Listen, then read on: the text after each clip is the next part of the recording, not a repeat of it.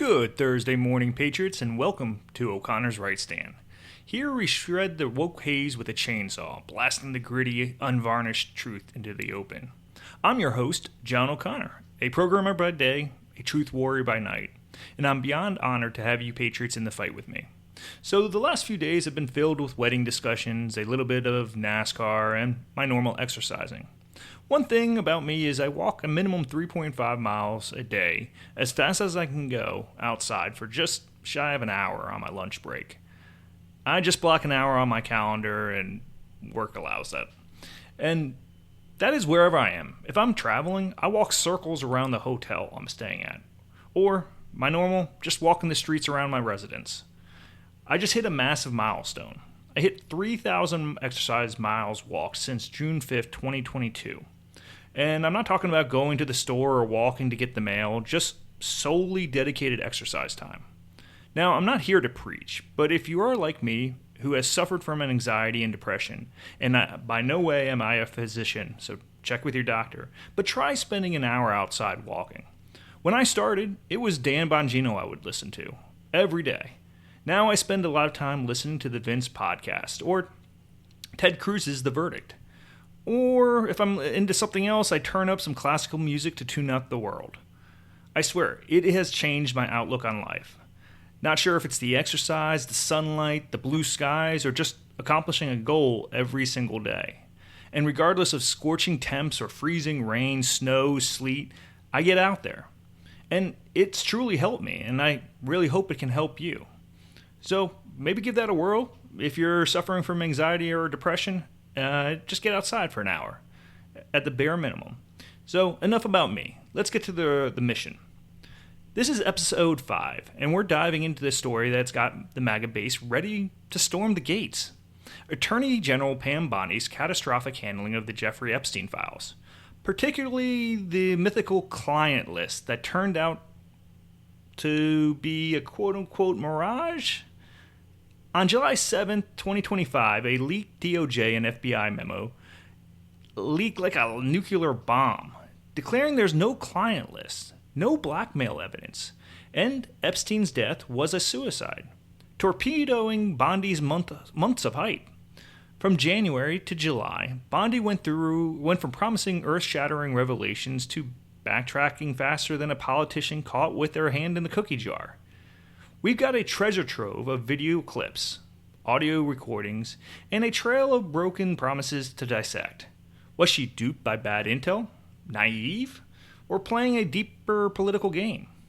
I'll lace in my take on what was running through her head, because this saga is a train wreck of epic proportions.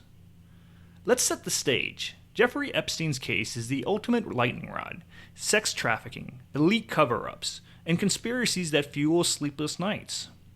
Bondi, a Trump loyalist and former Florida AG, stepped into the DOJ in January 2025 with a mandate to deliver transparency. She was supposed to be the Patriots' champion, exposing the deep state's secrets. Instead, she got MAGA influencers like Laura Loomer, Liz Wheeler, and even Elon Musk calling for her head on X. We'll track her evolution through every damning clip, from her bold January promises to her July mea culpas, and ask, how did she fungle this so badly? Was she outmaneuvered by the swamp? Or did she just overhype the evidence to score points? Grab your coffee, an energy drink, or a double shot of bourbon if that's your thing. This is a 3-alarm fire, and we're diving headfirst into it. Buckle up, Patriots. This is O'Connor's Right Stand, and we're exposing the truth. No mercy.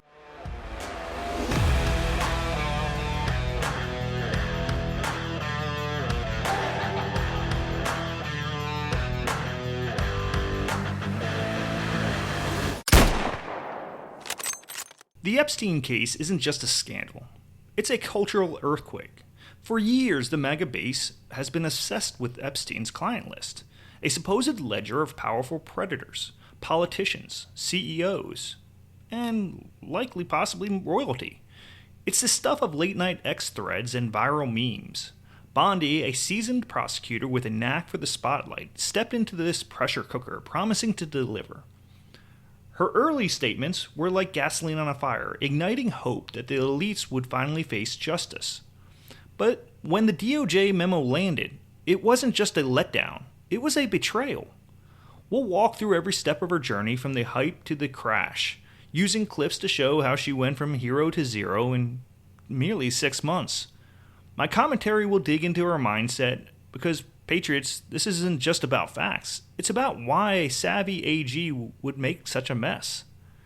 Let's roll the first clip to see how she kicked this off with John Roberts. Pam Bondi said she was reviewing a stack of Epstein files. The DOJ may be releasing the list of Jeffrey Epstein's clients? Will that really happen? It's sitting on my desk right now to review. That's been a directive by President Trump. I'm reviewing that. I'm reviewing JFK files, MLK files. That's all in the process of being reviewed because that was done at the directive of the president from all of these agencies. A few days later, she discovered that the FBI's New York office was hoarding thousands of pages of documents about the whole investigation. The top FBI guy in New York was forced out because he was playing games with these files. So what happened?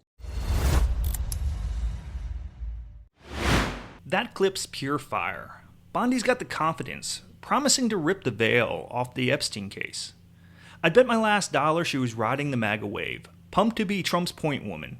She likely saw herself as the avenger of justice, believing the FBI had blockbuster evidence. Maybe not a literal client list, but something big enough to shake DC. Her prosecutor's ego was in overdrive, thinking she could deliver a knockout blow to the deep state. But here's the kicker. She didn't double-check the intel before going all in. That's where the trouble started, and we're going to unpack it all. So, Patriots, let's dive into the roots of this mess. Who is Pam Bondi, and how did she become the face of the Epstein file saga? Born November 17, 1965 in Tampa, Florida, Pamela Jo Bondi, a political force with a prosecutor's grit, and I could say, a TV star's polish. Picture a blonde powerhouse in a sharp suit, commanding courtrooms and press conferences with equal ease. A 1987 University of Florida grad with a law degree from Stetson in 1990. She cut her teeth as a prosecutor for 18 years, tackling drug busts, homicides, and everything in between. As Florida's Attorney General from 2011 to 2019, she built a reputation as a tough-on-crime conservative, aligning with Trump early in his 2016 campaign. By January 2025, when Trump tapped her as U.S. Attorney General, she was a MAGA darling, ready to deliver on the promise to drain the swamp. But the Epstein files. That's where her star started to wobble. Bondi's history with Epstein isn't new. As Florida AG, she oversaw the state's handling of the 2008 plea deal, a sweetheart arrangement that let him serve 13 months in a cushy Palm Beach jail for soliciting a minor. Journalist Julie K. Brown's 2018 Miami Herald series, Perversion of Justice, called it a travesty, accusing Bondi's office of going soft. Bondi fired back, saying she inherited a weak case from the federal prosecutors and pushed for tougher penalties than her predecessors. A 2019 Palm Beach Post article quotes her defending the deal, claiming she fought for the victims within legal constraints. Fair enough. But the stink stuck. Critics like Brown and ex-users like DC Drano painted her as a complicit in letting Epstein skate. When she took the DOJ helm in 2025, the MAGA base saw a chance for redemption. Bondi leaned into it hard, promising to unearth Epstein's secrets. She was likely drunk on the MAGA energy, seeing herself as the Patriots' champion. Trump's directive was clear. Expose the elites, no holds barred. She probably thought the FBI's massive Epstein archive, thousands of pages, videos, and images, would definitely hold a game changer. As a prosecutor, she knew how to sell a case, and she was selling this one to the base, banking on a bombshell to cement her legacy. But here's the rub. She didn't verify what she had, or did she? We can only speculate at this point. Was it arrogance, inexperience with federal intel, or blind loyalty to Trump? I'd probably say a mix. She was eager to please the base and skipped the homework. To get why Bondi's promises hit hard, let's unpack the Epstein case. case's grip on America. Jeffrey Epstein, a financier with ties to Bill Clinton, Prince Andrew, and billionaires like Les Wexner, ran a sex trafficking ring that abused over 1,000 girls. His 2019 death in a Manhattan jail, ruled a suicide, sparked theories of murder and cover-up, fueled by his elite connections. The client list became a holy grail for conspiracists, a supposed ledger naming powerful predators. Ex-posts from the Quartering and Gunther Eagleman amplified the hype, with millions of views. A 2024 Pew Research poll showed 62% of Americans believed Epstein was murdered, and MAGA saw Bondi as the key to proving it. Her promises tapped into that rage, but they also set an impossible bar. In January 2025, Bondi hit the ground sprinting. She vowed to declassify Epstein files, aligning with Trump's campaign pledge to expose the deep state. Ex-posts from Santa Surfing and It's the Doctor Show, the base losing their minds, expecting names like Clinton or Gates to drop. By late February, she was on Fox News, doubling down with her client list claim. Let's cue that clip. One of the things a lot of people are wondering, because you said last week that you have the Epstein files on your desk, is when can we see them and what's taking so long to release them? I do. Jesse, there are well over, this will make you sick, 200 victims. 200. So we have over 250 actually. So we have to make sure that their identity is protected and their personal information. But other than that, I think tomorrow, the personal information of victims. Other than that, I think tomorrow, Jesse, breaking news right now, you're going to see some Epstein information being released by my office. What kind? Are we going to see who was on the flights? Are we going to see any evidence from what he recorded? Because he had all of his homes wired with recording devices. Yeah. What you're going to see, hopefully tomorrow, is a lot of flight logs, a lot of names, a lot of information. That's Bondi throwing red meat to the base. But what happened to Thursday? Oh, things were going to be released, but did we ever see those documents? No. What was she thinking? She was likely riding high on Trump's trust, believing the FBI's trove, described as thousands of pages in a January 2025 DOJ press release that must have had something explosive. As a former AG, she knew how to work a crowd, and her prosecutor's instinct was to build anticipation.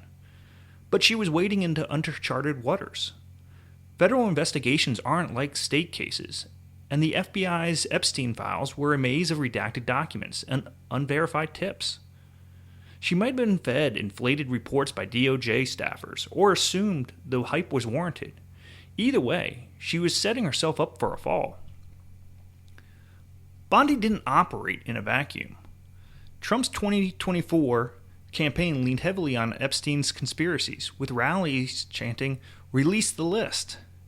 A 2024 poll showed 78% of GOP voters wanted the files public. Bondi, a loyalist, might have felt the heat. Her January and February statements were tailored to that audience, promising a reckoning. But the pressure wasn't just from the MAGA. Democrats and the media were watching, ready to pounce if she botched it. A January 2025 Politico article noted her high-risk role, warning that mishandling Epstein could alienate Trump's base. She likely saw this as her moment to shine, a chance to outdo predecessors like Bill Barr. But she underestimated the complexity and the blowback. Late February, early March, Bondi was in full showman mode, promising a Phase 1 release of the Epstein files that'd blow the lid off. On February 27th, the DOJ dropped 200 pages, flight logs, a redacted contact book, and a masseuse list. Problem? Well, most of it was already public from Virginia Giuffre's 2015 lawsuit against Ghislaine Maxwell. The White House staged what I can only call a PR stunt, inviting influencers like Rogan O'Hanley, Jair Raichik, and the Hodge twins, handing them binders labeled The Epstein Files, Phase 1. It was meant to be a triumph, but it was not. Bondi probably thought the binders would buy time, keeping the base hyped while the FBI sifted through more files. She might have even believed the optics. Influencers waving binders would signal progress, but she misjudged the audience. Patriots aren't dumb. They'd seen those logs before. Ex-posts from Shadow of Ezra and Election Wiz ripped her, with millions of views calling it a scam. Bondi then pivoted, claiming the FBI's New York office withheld thousands of pages. Let's hear her throw the FBI under the bus. Pam Bondi released a letter that says, basically, I was duped too. In the letter addressed to FBI Director Kash Patel, Bondi basically says, I asked you for the full and complete files related to Jeffrey Epstein. I received 200 pages of documents. I asked if these were all the documents, and the FBI said yes. Late yesterday, I learned from a source at the FBI field office in New York was in possession of thousands of pages of documents related to the investigation and the indictment of Epstein. Despite my repeated requests, the FBI never disclosed the evidence of these files. Bondi's demanding by 8 a.m. tomorrow morning that the FBI deliver everything to her office, including all records, audio, video recordings, all materials related to Epstein. And she ensures DOJ will disclose everything. And she's directing Patel to begin an immediate investigation into why the FBI isn't following orders. That's Bondi in full deflection mode. She was scrambling. Her big reveal flopped, and she needed a villain. Blaming the FBI was a prosecutorial reflex, but it was risky. Was she genuinely stonewalled? Or was this a dodge to cover up a lack of prep? A February 2025 Breitbart report quoted DOJ sources saying the FBI's New York office was slow-walking releases, but oddly no specifics ever emerged. Bondi's letter to Patel, leaked to Just the News, demanded answers, but it felt like theater. She was losing the narrative, and the base was getting restless. Bondi's February Fox News clip claiming a client list, quote-unquote, was on her desk set the nation in a MAGA ablaze. Posts from Gunther Eagleman and DC Draino racked up millions of views, hyping names like Bill Gates and Prince Andrew. By March, Bondi was doubling down, telling Maria Bartiromo about a truckload, quote-unquote, of evidence that included tens of thousands of videos of Epstein with kids or child porn, and, quote-unquote, 254 victims. She was banking on FBI briefings that overstated the evidence. A March 2025 DOJ internal report mentioned thousands of videos, but Bondi's tens of thousands was a stretch. The DOJ later clarified it was over 10,000 videos and images, mostly child sex abuse, not a client list. She might have been fed bad numbers by FBI holdovers, or exaggerated to keep MAGA engaged. Either way, she was digging a hole. Her claims were specific, testable, and wrong. Things took a wild turn on April 28, 2025, when a covert recording surfaced catching Bondi at a D.C. restaurant discussing tens of thousands of videos of Epstein with kids. James O'Keefe dropped it on X, and it went viral, with the post hitting 10 million views. Let's play that audio. Now, this is the first time an official has publicly acknowledged that videos of Epstein and his victims exist. What you may not know is just 9 days prior, the Attorney General had a very similar conversation with a total stranger in a restaurant. Do you know when the Epstein files are going to get released? We hope soon. The FBI's been. Okay. So. Any dates? No, you know what it is? There are tons and thousands of videos. Yeah. And it's all with little kids. So they have to go through every one. In the past, officials have spoken about the, quote, mountain of evidence in the Epstein case, but they've never, previous to that moment, acknowledged on the existence of videos of, quote, little kids. What was she thinking? Well, Bondi was likely venting, thinking she was off record in a private chat.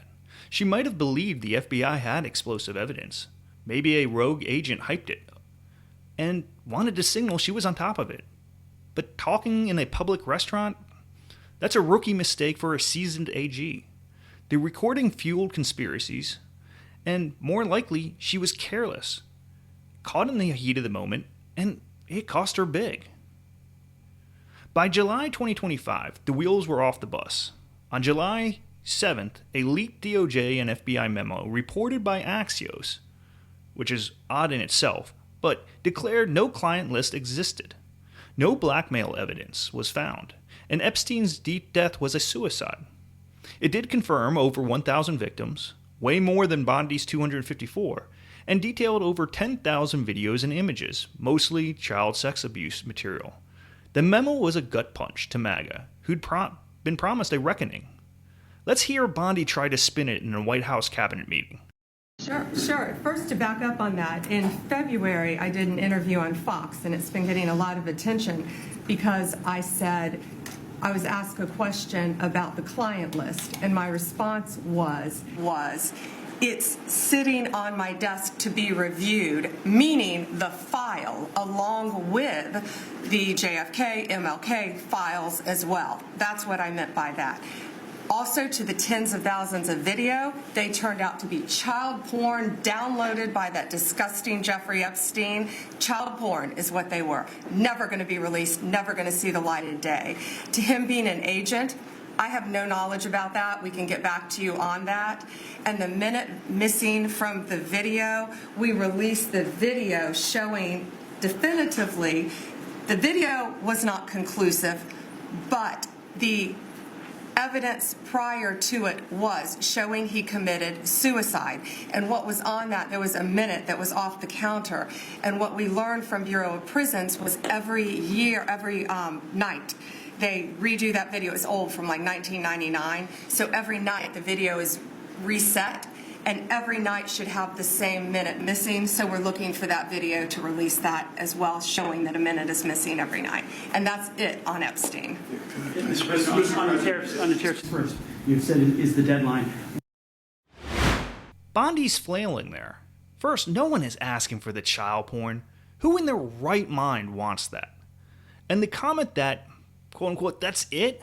Like, how dare we ask for what she said was coming for months? So she was thinking that she was in full damage control, trying to save face, after the memo shredded her narrative. The leak timed during a holiday weekend caught her off guard. She likely expected a controlled release, and not a public embarrassment. Posts from Laura Loomer and Alex Jones called her a liar, with Loomer demanding her resignation. Even Elon Musk chimed in, tweeting, "Why haven't the Epstein files been released?" Bondi was cornered, and her defense definitely sounded desperate. The July memo ignited a MAGA revolt. Influencers like Liz Wheeler, the Hodge twins, and Charlie Kirk tore into Bondi, with Wheeler's July 8th YouTube rant hitting over 2 million views. Let's roll a clip of the backlash from Liz Wheeler. Well, Pam Bondi didn't do what she promised she would do. She said she would deliver, and she didn't. So in a sense, it's actually that simple. She said she would deliver, and she didn't. Something she said, either then or now, is not true. She told us something that wasn't true. That is a big, big problem. Now, Glenn Beck asked me this morning, I was texting with him early this morning, and then I went on his radio show to discuss all of this. He asked me directly on air if I was calling for Pam Bondi to be fired or to resign. And I want to be very clear. Yes. This has been obvious since the day she gave us those infernal Epstein binders. And I confess I held my tongue about this for a while for a couple of reasons. First of all, when someone's on your side, you give them the benefit of the doubt. And I thought, well, maybe she'll end up producing. Maybe she said something stupid. Maybe she got out over her skis. Maybe she'll end up producing. Let's just not do a hot take here. Let's just wait. That's the base unloading. Bondi was likely blindsided by the memo's bluntness, and its leak to Axios. She might have hoped to spin the narrative with Trump's backing, but the base wasn't having it. A July 9th Newsmax report quoted a DOJ source saying Bondi's team was fractured, with Dan Bongino clashing with her over the video's authenticity. Kash Patel, the FBI director, was also catching heat for not delivering. Bondi was probably banking on Trump's loyalty. Caroline Leavitt's July 9th statement called her, quote-unquote, committed, but the base's trust was gone. Now, the jail video, meant to prove Epstein's suicide, had a missing minute, 11:59 to midnight. Bondi called it a technical glitch, but it again fueled conspiracy theories. She was leaning on the Bureau of Prisons tech excuses to shut down skeptics like Alex Jones, who called it a cover-up on his July 8th show. She likely knew it sounded weak. Conspiracy theorists were already screaming murder. A July 10th Daily Caller report noted the missing minute aligned with Epstein's death timeline, fueling even further distrust. Bondi was trying to project control, but she was swimming against a tsunami of skepticism. Behind the scenes, Bondi was battling FBI resistance. A July 2025 Just the News report cited sources saying the FBI's New York office, led by holdovers from the Biden era, slow-walked document releases. Bondi's February letter to Patel demanded accountability, but Patel's own team was split, per a Breitbart report. Bondi likely felt betrayed by the FBI, believing they'd sandbagged her with bad intel. She might have pushed Patel to dig deeper, hoping for a last-minute win, but the memo's release showed she'd been outmaneuvered. Now, Patriots, the million-dollar question was, or is, Pam Bondi duped by bad intel? Or was she deliberately hyping a lie? Bondi's guilty of catastrophic overreach, no doubt. Her February claim of a client list on her desk was reckless. Lawyers and FBI officials, per the July DOJ memo, said no such list existed. Her March and April claims of tens of thousands of videos of Epstein with kids were contradicted by the DOJ's over 10,000 videos and images, mostly child sex abuse material, not blackmail tapes. Her May 7th White House comments, doubling down on the videos and the 254 victims, were shredded by the memo's 1,000 victim count. And her July 8th defense of the missing video minute sounded like a cover-up. Her history as Florida AG, where she was accused of soft-pedaling Epstein's 2008 deal, adds only fuel. A 2019 Miami Herald report quoted victims saying Bondi's office ignored them. She's either incompetent, failing to verify FBI intel, or complicit in a bait and switch to hype MAGA. Neither is a good look for an AG. Now, in her defense, Bondi was under insane pressure. Trump's base demanded a blockbuster, and she relied on FBI reports that likely overstated the evidence. Her February letter to Patel, per Just the News, shows she was frustrated by withheld documents. The July memo, while damning, confirms a thorough review, and Bondi's July 8th clarification that client list meant case file suggests a miscommunication. Trump's support via Caroline Leavitt's July 9th statement backs her. What was she thinking? Bondi was likely fed bad info by FBI holdovers, possibly Biden-era loyalists sandbagging Trump's agenda. As a prosecutor, not an intel expert, she might have trusted the wrong briefings. Her loyalty to Trump drove her to hype the case, but she didn't expect the memo's blunt reality check. She was probably praying Trump's backing would shield her. But, again, the base wasn't buying it. Here's the truth. Patriots, if what is said is accurate, and in truth, I've kept teeter-tottering on this, but now I'm starting to smell something rotten. But let's assume everything is on the up and up, and we haven't been fed total lies. Bondi's guilty of sheer incompetence, not conspiracy. Her hype was reckless, driven by loyalty to Trump, and to a desire to deliver for MAGA. She didn't verify the client list or video claims, and her PR stunts, like the influencer binders, were absolutely tone deaf. The DOJ memo exposed her as out of her depth, and her backtracking only deepened the distrust. She's not deep state, but she's no hero. She's fumbled a chance to deliver real justice. This isn't just about Bondi, it's about the system.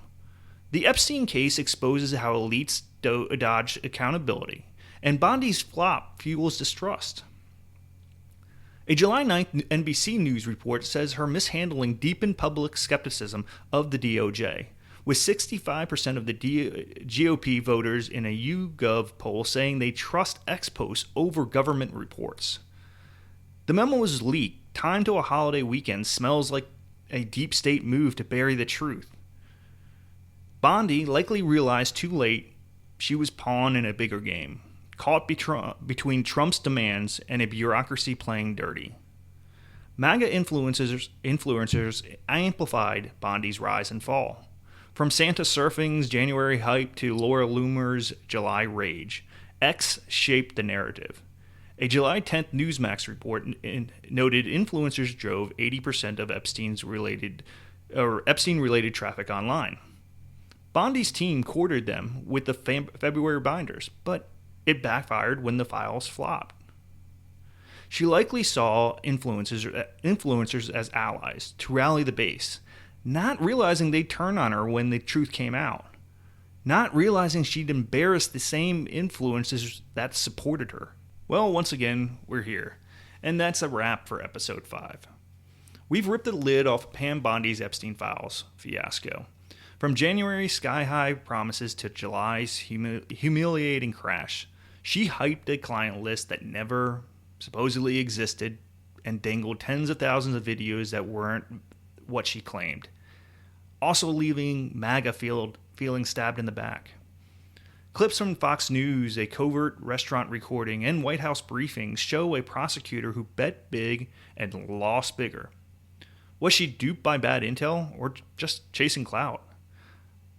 I say she was in over her head, a loyalist who let enthusiasm outrun evidence. But, help me out. Share these clips on X. Tag us at O'Connor's Stand. And let's keep the heat on the swamp. We've tracked Bondi's journey, a Florida AG with a controversial past, a Trump pick promising justice, and an AG who fumbled the ball.